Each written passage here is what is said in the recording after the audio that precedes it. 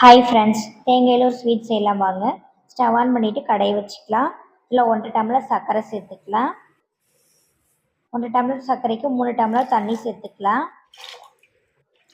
வாசனைக்காக ஏலக்காய் தூள் சேர்த்துக்கலாம்.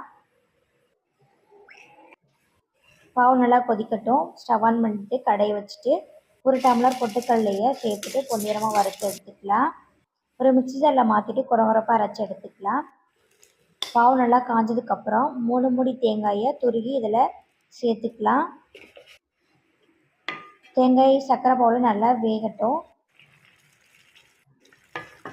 நம்ம அரைச்சி வச்சுருக்க பொட்டுக்கடலையை இதில் சேர்த்துட்டு நல்லா கிளறி விட்டுக்கலாம்.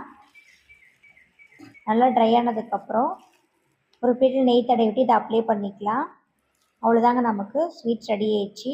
வீட்டில் எதாவது ட்ரை பண்ணி பாருங்கள். வீடியோ பிடிச்சிருந்தா லைக் பண்ணுங்கள், ஷேர் பண்ணுங்கள். தேங்க்யூ.